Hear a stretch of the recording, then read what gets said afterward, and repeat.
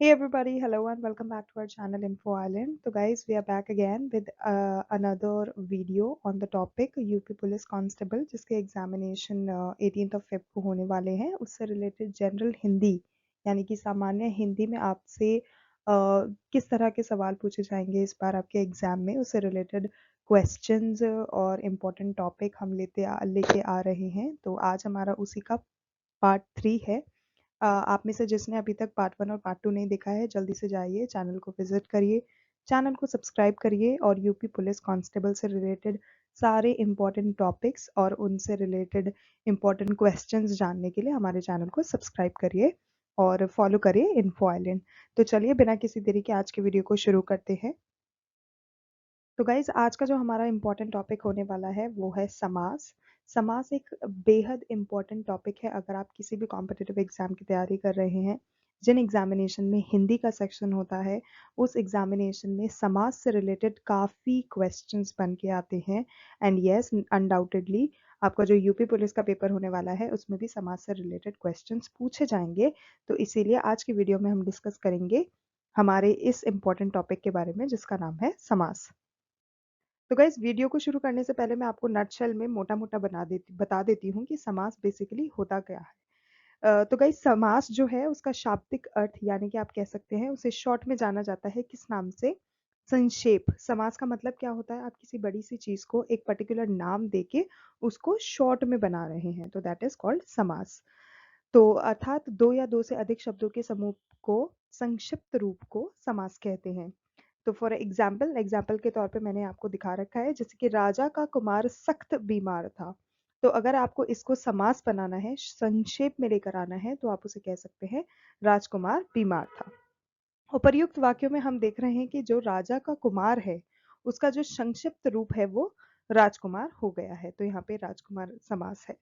तो इसी तरह से आप समास की नॉलेज को और डीप कर सकें, इसीलिए आज हम इस वीडियो में समास और उसके प्रकार के बारे में डिस्कस करेंगे। तो गाइस अब हम मैं आपको बताने वाले हैं समास के प्रकार। तो गाइस जो समास है उसके बेसिकली 4 टाइप्स होते हैं जिनमें नाम नाम स्वरूप उनका नाम पहला है अव्ययी भाव समास जिसे हम इंग्लिश में एडवर्बियल कंपाउंड भी कहते हैं। दूसरा है तत्पुरुष समास जिसे हम डिटर्मिनेटिव कंपाउंड के नाम से भी जानते हैं। तीसरा है बहुव्रीहि समास जिसे एट्रीब्यूटिव कंपाउंड के नाम से भी जाना जाता है। और अंत में आता है द्वंद्व समास जिसे हम कॉप्युलेटिव कंपाउंड के नाम से भी जानते हैं। तो गाइज ये तो हो गया समास के प्रकार के बारे में। अब उसको हम डिटेल में थोड़ा सा डिस्कस करते हैं जहां पर पहला है द्वंद्व समास। तो गाइज एग्जाम्पल्स यहाँ पे मैंने अटैच करे हैं जिससे कि आपको एग्जाम्पल्स के थ्रू पता पड़ जाए कि कौन सा समास कौन से प्रकार का होता है। फॉर एग्जाम्पल वो अव्ययी वाला है या फिर द्वंद्व है या तत्पुरुष है, तो वो कौन सा है वो आपको उसका आइडिया लग जाए। तो गाइस यहाँ पे लिस्ट प्रोवाइडेड है, आप प्लीज अच्छे से पढ़ लीजिएगा। मैं एक एक रीड आउट करूंगी तो obviously video will become a lot more longer. Okay so yes, समस्त पद दे रखे हैं और उसके आगे विग्रह दे रखा है। एग्जाम्पल के तौर पे मैं एक आपको बता देती हूँ, जैसे कि जीव जंतु हम बोलते हैं तो जीव जंतु यानी कि जीव जंतु वगैरह, उसमें पूरा एक ग्रुप ऑफ एनिमल्स है जिसको हम शॉर्ट में बोल देते हैं जीव जंतु। ठीक है, इसी तरह से आप बाकी सब देख सकते हैं। ओके गाइस, वो तो था द्वंद्व समास। अब आता है बहुव्रीहि समास। तो बहुव्रीहि समास की भी लिस्ट यहाँ पर आपको प्रोवाइडेड है, आप सारे प्लीज अच्छे से पढ़ लीजिएगा, अच्छे से याद कर लीजिएगा क्योंकि ये बेहद इंपॉर्टेंट है। I repeat, it is very important. Samas is an integral part of our Hindi section in the competitive exams. Okay, तो एग्जाम्पल के लिए मैं एक पढ़ देती हूँ, जैसे कि चतुरानन है यानी कि चार है आनन जिसके वह, तो वो चतुरानन कहलाता है। इसी तरह से ये भी पूरी लिस्ट आपको देख लेना है। ओके ओके, नेक्स्ट आगे बढ़ते हैं अव्ययी भाव समास। तो गाइज अव्ययी भाव समास की अगर हम एग्जाम्पल्स की बात करें तो पहला दिनानुदिन, जिसको दिन के बाद दिन उसका विग्रह कहलाता है। भरपेट, पेट भरकर। तो गाइज ये सारे एग्जाम्पल्स आपको देख लेने हैं और ये अव्ययी भाव समास के हैं।